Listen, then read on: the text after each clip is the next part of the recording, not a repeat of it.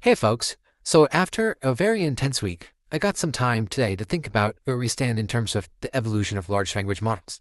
For the longest time, we were all told that we could just scale our rate of AGI, that as we throw more and more compute at the problem, the better the model will be. And for the longest time, this was true. GPT-2 was an order of magnitude bigger than GPT-1, GPT-3 was an order of magnitude bigger than GPT-2, and GPT-4 again, was an order of magnitude bigger than GPT-3, and the performance of each of these models was indeed an order of magnitude better than the previous one. We all waited with bated breath as Project Orion, which was the internal name for the successor to GPT-4, was being discussed and rumored to be announced at the end of 2024. Well, we are in 2025 now, and OpenAI finally announced its latest and greatest, GPT 4.5. I made a quick video comparing 4.5 to the other models in the market, and we clearly see it does not live up to the hype. In fact, there are a couple of observations I want to make here. First, OpenAI chose to call this GPT 4.5, a kind of a tacit admission that this is not the GPT-5 level leap, and not to expect the gain we got from GPT-3 to GPT-4. Second is this little tidbit right here.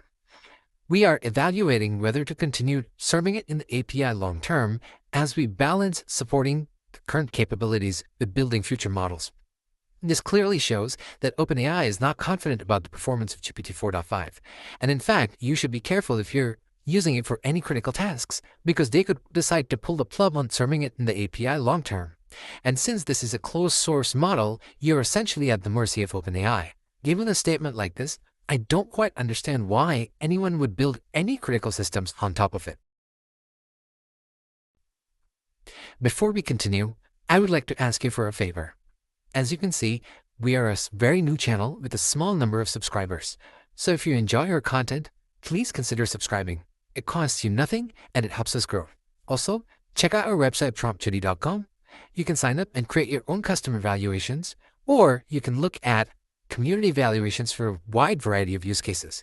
We have published hundreds of evaluations and are releasing more every week. If there's one thing that you take away from this video, please let it be that you should be testing your own prompts with your own data to see what works best for your use case. Prompt Judy helps you do just that. Now, back to the video. So I made a video a couple of days ago and it showed you at a high level how GPT 4.5 performs on a bunch of tasks. That video was a short one, and I wanted to do a follow-up to dig in a bit deeper. So in this video, I'm going to show you exactly how it performs on a bunch of these tasks. The first test we did was this one, which is the harmful questions detector. This is a very simple classification test, and all the models did very well, so I'm not going to go into the details on this one. But since much smaller models do great on this, this would have been a no-brainer from GPT 4.5. Now the second test is the NER test. And let me show you a couple of mistakes that GPT 4.5 made.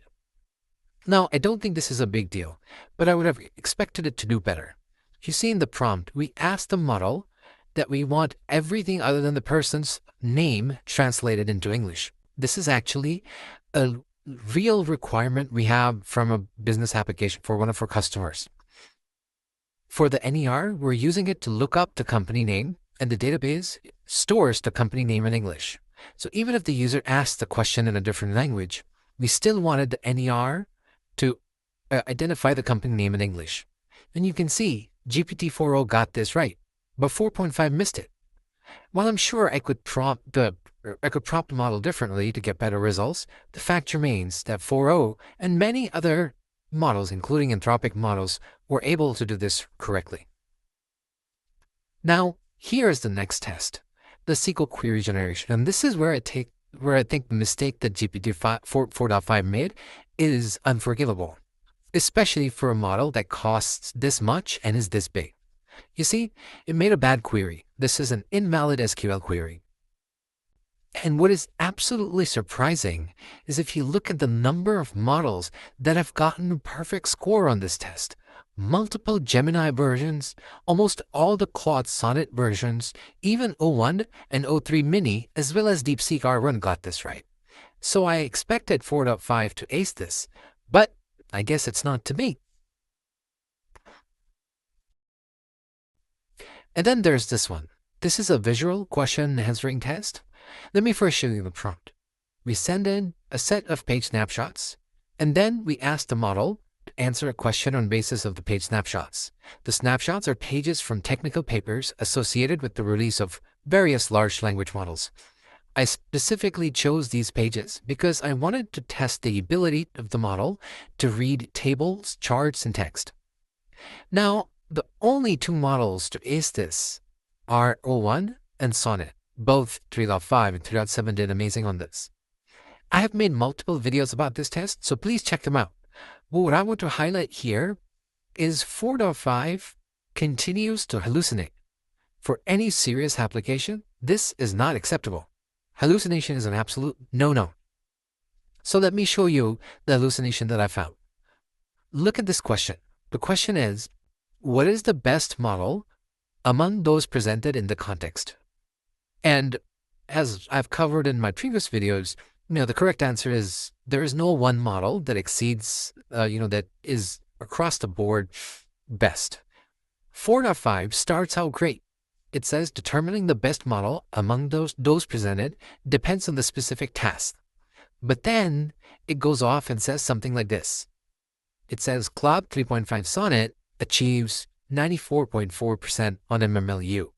This is not correct. That 94.4 number is actually the AI 2D number associated with Gemini 1.5 Pro. And this, to me, is a clear shortcoming of 4.5, especially for visual reasoning. This is a finding I had with 4.0 as well.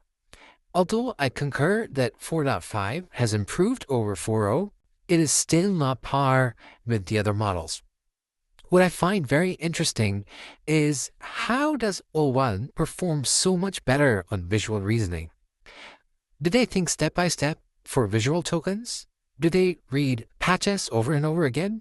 Conceptually, I think step by step makes sense for textual data, but for visual data, it's not clear to me why O1 seems to perform so much better.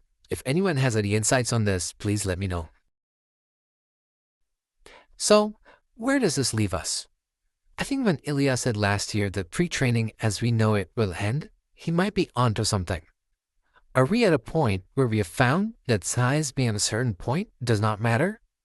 Is this why Meta is no longer bothering with the 405 billion version of Llama 3.3? Is this why Anthropic has essentially stopped talking about Opus? Is this the bitter lesson that OpenAI had to learn the hard way? I don't know. I'm not sure anyone knows. That said, I know a lot of people are giving OpenAI a lot of negativity for this. I actually think this might be a good thing. This might make them realize that investing more in inference time compute is going to get them more bang for the buck. The clear outperformance of the O series of model over GPT 4.5 is a testament to this. I'm going to make a follow-up video where I talk about what all of this means for the future of large language models. If you like this video, please like and subscribe, and I will see you in the next one.